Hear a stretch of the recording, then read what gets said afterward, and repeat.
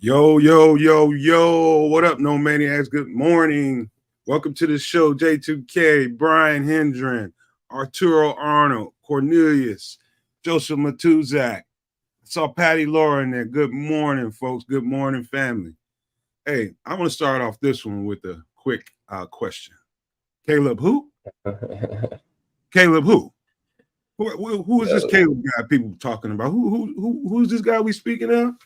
Caleb who? What? Come on, man. Told y'all a long time ago. There's more to it than what it appears. You guys, people get so enamored with the shiny new toy, the shiniest new toy, and you forget you got a whole bunch of really nice toys in your toy box.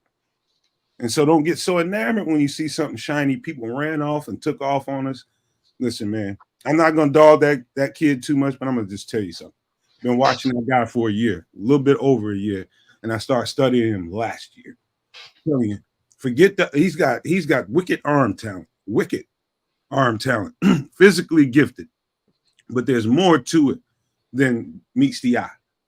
His football character is awful, man. Now I've seen that dude one too many times over there yelling and screaming at his teammates, and I've seen him last year get into it with his coaches. Got a lot of Kyler Murray in him, and I'm just telling you guys, you get enamored with these guys, and there's more to it.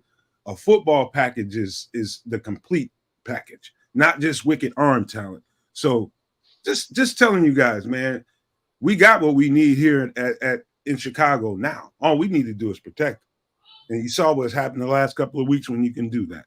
So I just wanted to put that out there because I was sick and tired of hearing that whole Caleb Williams conversation that gets on my nerves. And so I'm just venting right now. But good morning, fellas. How y'all doing, man? We got a divisional game this week with the Vikings, man. Blitz crazy, Brian Flores. But we gotta let's talk about the inactives. We have excuse me, guys. Nathan Peterman is inactive. Travis Homer is inactive. Of course, Roshan, Terrell Smith, and Alviante Collins. The actors are we got a fully healthy secondary. Bojack, I think Jalen Johnson is playing, and Kyler Gordon is back, which I'm super happy about because we're going to need all those guys out there today. So, Sam, what do you think about my opening statement and what we just discussed just now? woo! I don't think that the Caleb Williams hype train it seems like it slowed down a little bit overnight. So we'll see what it looks like over the next few weeks. But I don't think it's gonna stop. I'm gonna say that for one. I haven't watched the kid at all. Yesterday was my first time actually sitting down and saying, you know what, I'm gonna just watch him and figure him out and see what he's like. Like you say, I saw the arm talent, but I don't know. He had some bad decision making, and it was like they were trying to hide him at some points. They were running the ball an awful lot, even when they were down. So down. You know what I said on Twitter? On Twitter? And I've been waiting to say this because I had to look at him long enough to come to this conclusion. But yesterday it kind of came together for me, and I'm pretty clear about it. I'm pretty sure about it. His bad some of the bad things about him to me outweigh that arm talent. The decision making and all that kind of stuff. You wrap all that, his football character with his teammates, how he responds to them and how they respond to him. It outweighs that arm talent to me. So I don't know what you think about that.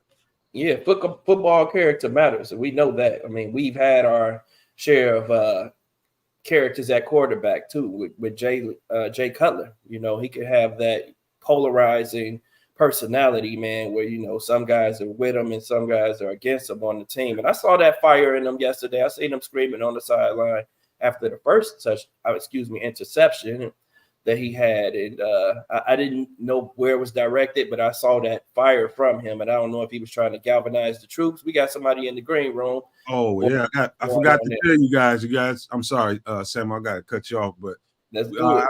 Sean Sierra, my man Sean Sierra is here with us live from the stadium with credentials.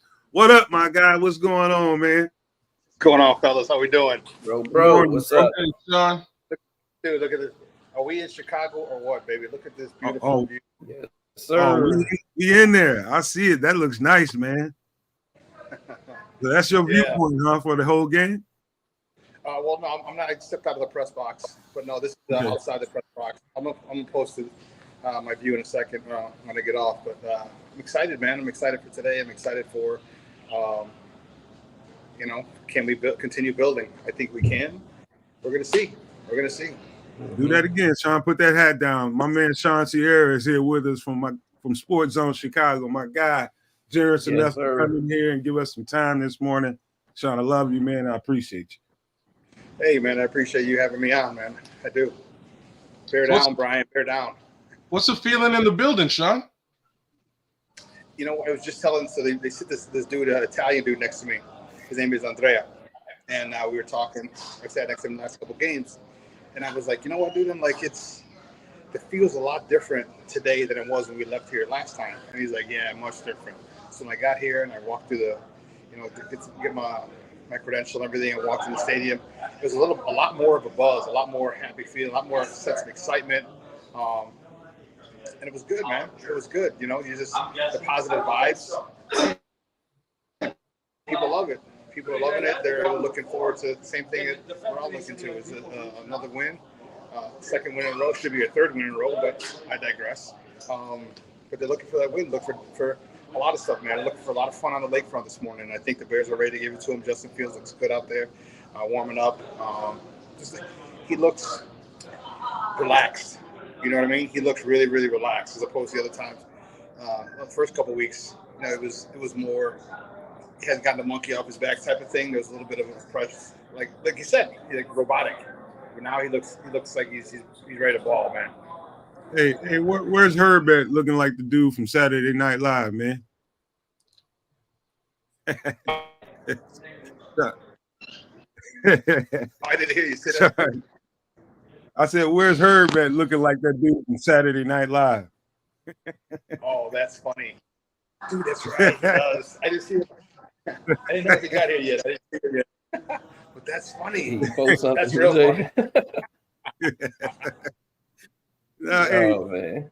So we coming in here with Blitz crazy Brian Flores, and I'm thinking they're gonna have to do a whole lot of 12 and 13 personnel and really focus on running the football for a large portion of the game. But then also knowing the fact that they don't have a true lockdown corner with DJ Moore running around out there. You can't shade coverage a team with the DJ Moore when you don't have when you putting 7 at the line of scrimmage and trying to blitz. You can't shade coverage towards DJ Moore. DJ Moore is going to be one-on-one a whole lot of times, and if he's got time, Justin's got time, he'll find him on a drag route or something like that, stop fade or something.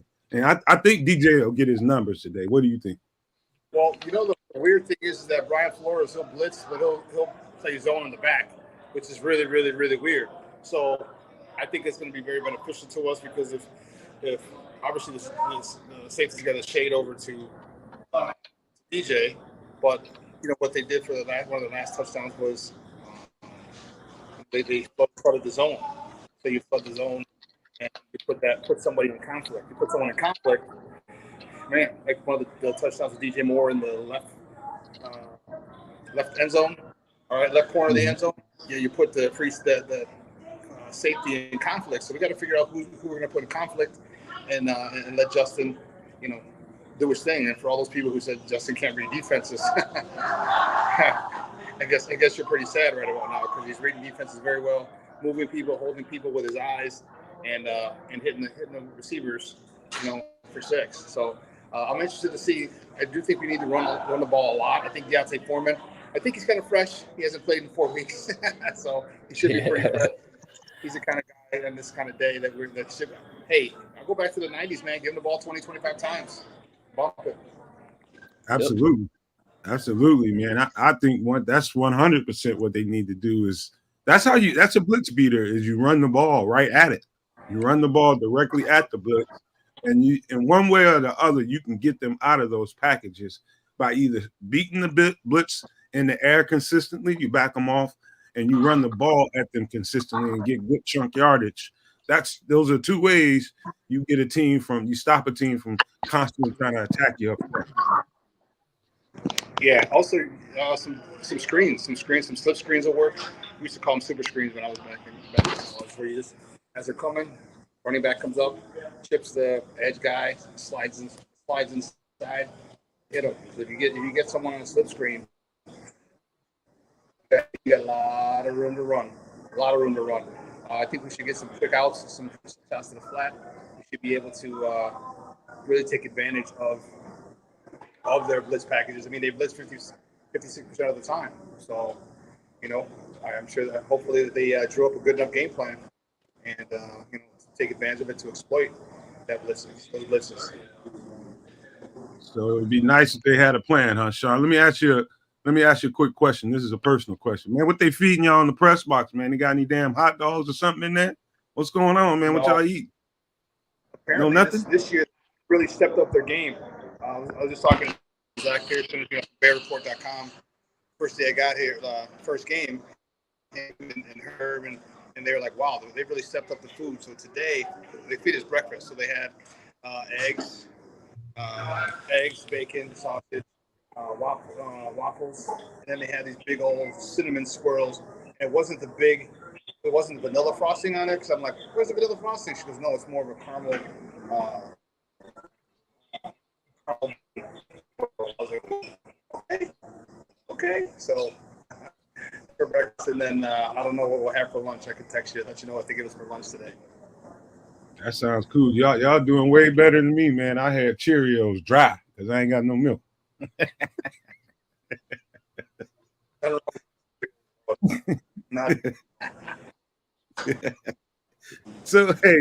So we got a healthy secondary for the first time since week 1, guys. And I think with the experience, they couldn't have came back at a sweeter time, because there's not many quarterbacks in the league as experienced as Kirk Cousins, and really he can really tear up a zone defense, man, when you give him time. But with the right players out there, and he won't be so Flus won't be so apt not to call blitzes and bring pressure with the healthy secondary back there. Eddie's back, Jalen Johnson and Kyler Gordon, Tyreek Stevenson over there on the other side. So I'm just thinking, I'm feeling good about the defense today with the healthy secondary, and knowing that we need to put some pressure on Kirk Cousins. The blitz packages are starting to get home. They're starting to get a little bit better pressure up front in the middle from the D tackles. All of that starting to round into shape and starting to look really good. And so that's where you get after Kirk Cousins. If you really want to disrupt Kirk Cousins, you get him off of his spot, get him off of his little plateau, make a move, get him off of his mark. And the last couple of weeks, it's been trending really well from the D tackles, getting pressure from the inside. So I like the way you're looking at that. I think that's it. It's like, one, Justin Jefferson's a huge help for us. So that's his, he was leading the NFL in yards, in receiving yards. So he's out. So that's huge. He's been dialing up more pressure, bringing 5 guys, sometimes 6. All right, and then you got your secondary back. All right, you got your ball. You got your first receivers, your playmaker back. Dialing up a lot of pressure. He's not going to run, so he's going to be in that pocket. He's going to stay in that pocket. He can get out a little bit, don't get me wrong, but he's not a huge mobile threat. He's got to be. The one thing that I'm concerned with, and I just don't want the Bears, I hope the Bears haven't done this. I just hope they haven't gotten a little complacent because Justin Jefferson's out, right? Because 2 of their top defenders are out. I hope they haven't gotten complacent, because if they have, it's going to be a long game. They're going to keep around a lot longer than they need to be around. So as long as Coach Cruz talks about, and as these guys believe in, one game at a time, and today's literally the only game in the season, and then they take these guys, and you don't disrespect them. You know the old saying, respect all, fear none. And you can't give them lack of respect because people are out. Doesn't matter. They still got professional players. Those guys are still getting paid as well. So they need to give them the proper respect they deserve and play accordingly. Yep. I agree with that. Sean, what time do you got to get back in there to reserve your seat, or do you have a reserved seat, or can somebody take your joint, man? Nobody's taking my stuff. No, they got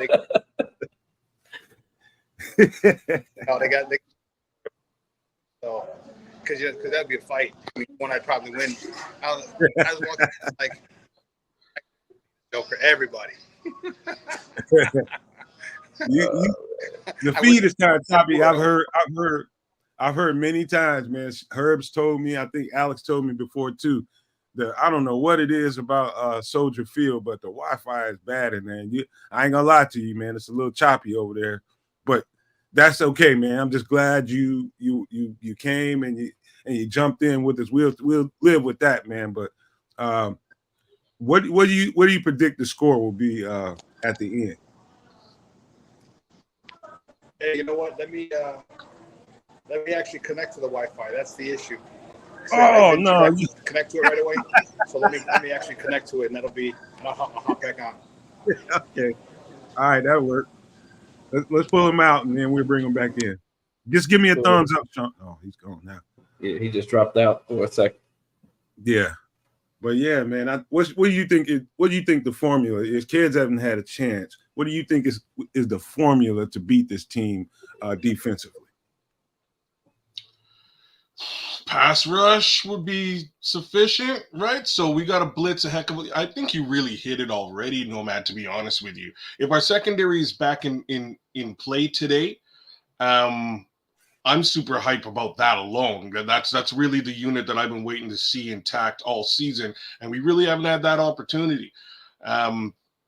If they're back there and we're confident, not to mention if they're missing their number one wide receiver, aka probably the number one wide receiver in the league, that's a huge deficit and an advantage for us, which will then hopefully allow Flus to play a fair amount more aggressively when it comes to rushing the passer from other more exotic, like really Flus needs to be Brian. It needs to be Brian Flores today. That's how he beats the Vikings. He needs to be aggressive with his pass rush and exotic with his pass rush. Because God knows we'd all love it if that front four can get there, but we've seen evidence that might not be the solution. Upside is we've got other guys that we can dial up now because the strength is back. The secondary is back. And so's Keds. Keds is back, baby. Yes, sir. Yes, sir. Yes, sir.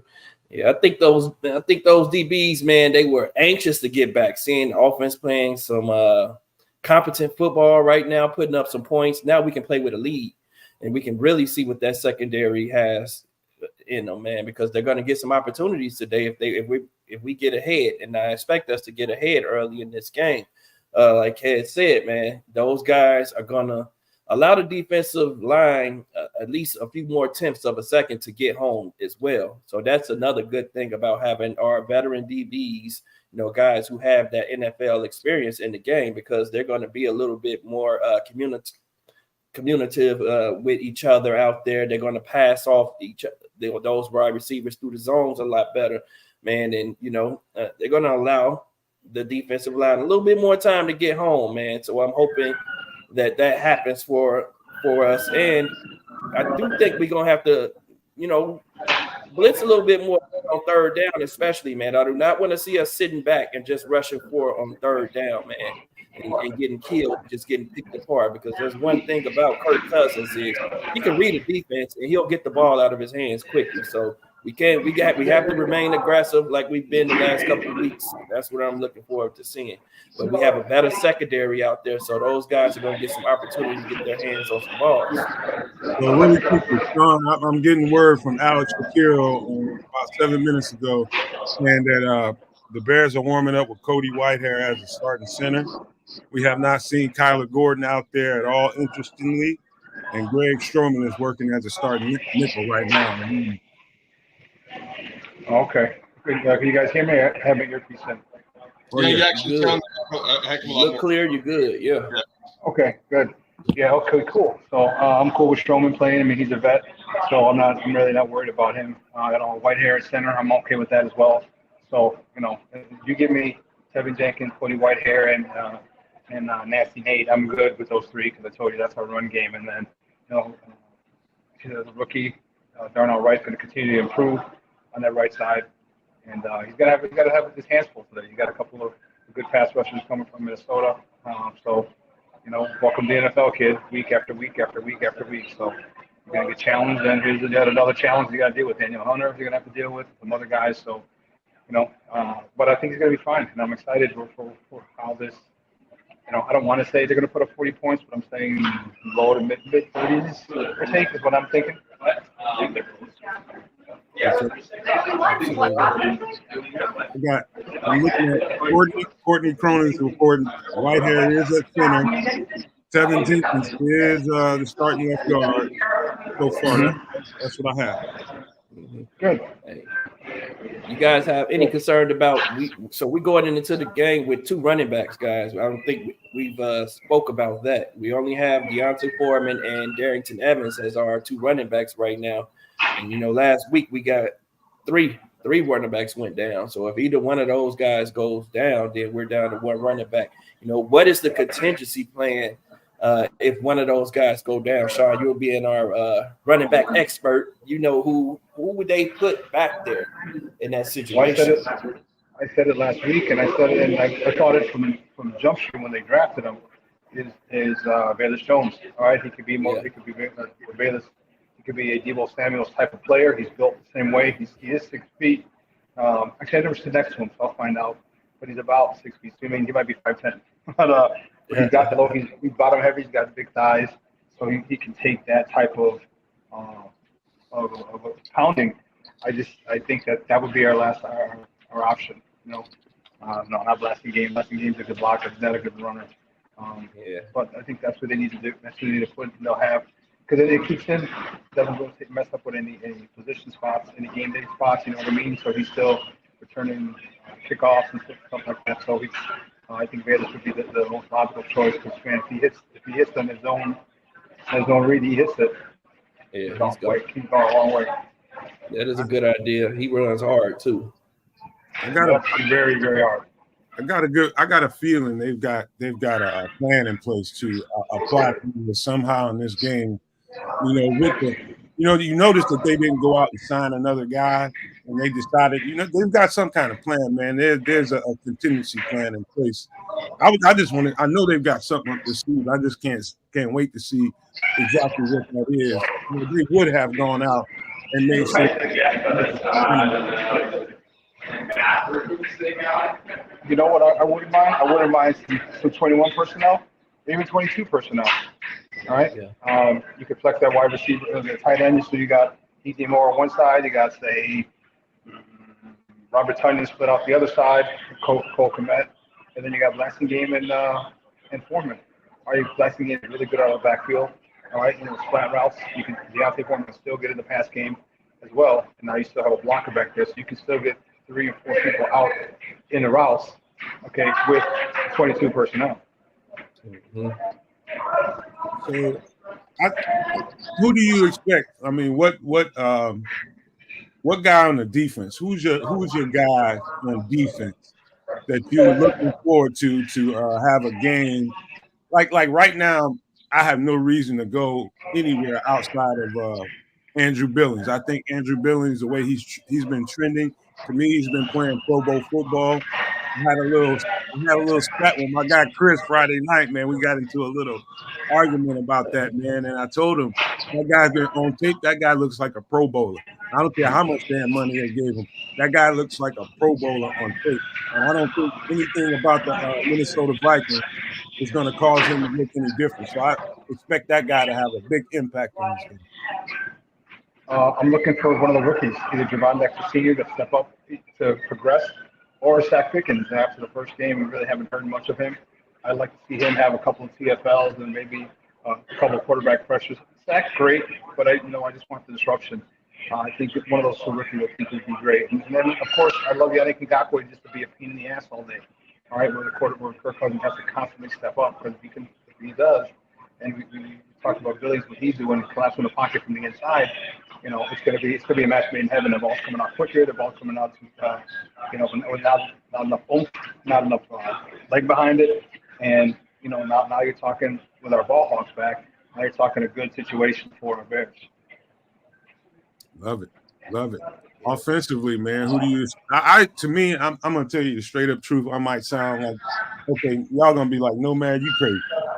But I expect Deontay Foreman to touch that ball about 20 to 25 times. it would not surprise me he came away with at least 150 yards today. I hope he's a bell cow. I hope, like I said when I first came on, give him 20, 25 touches or carries. You know what? Do it. All right?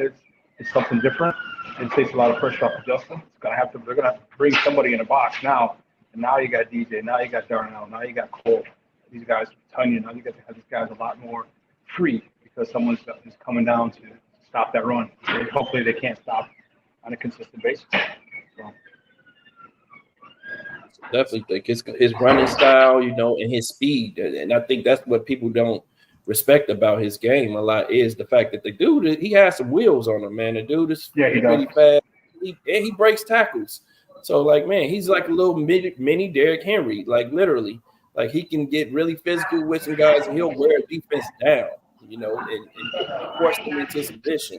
So I'm definitely expecting him to have a big game today. As long as Luke Getsy sticks with him, that's the issue. Is Luke going to stick with that yards for him and allow him to, take over this game, because he definitely is capable of doing that.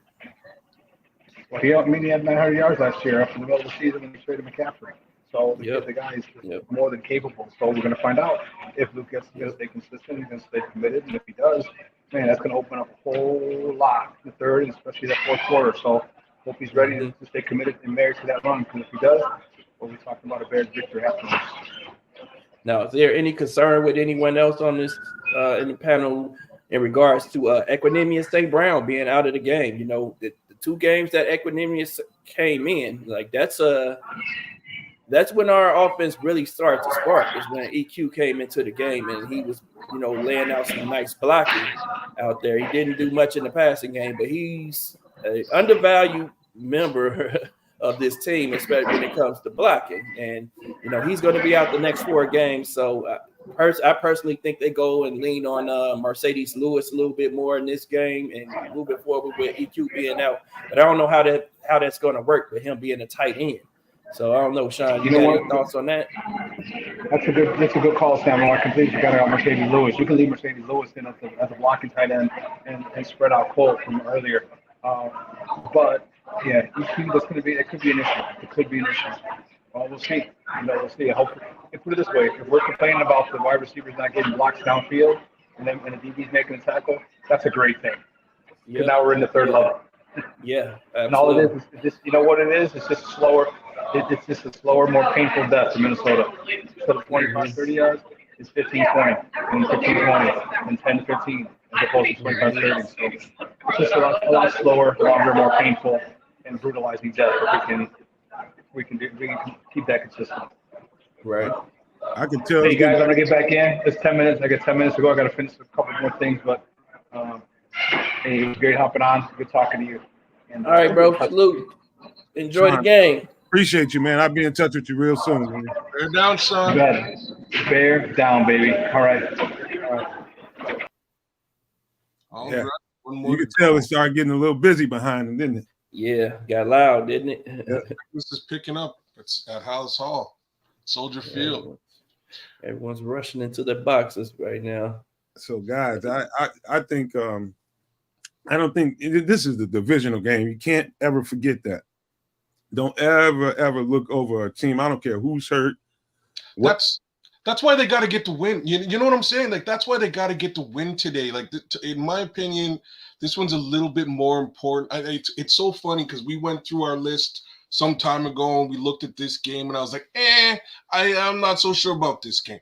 Right now, I'm a little bit more certain. This is, to me, a situation where we want to make our impression felt against a division rival. We're yet to do that in quite some time, definitely under this coaching staff.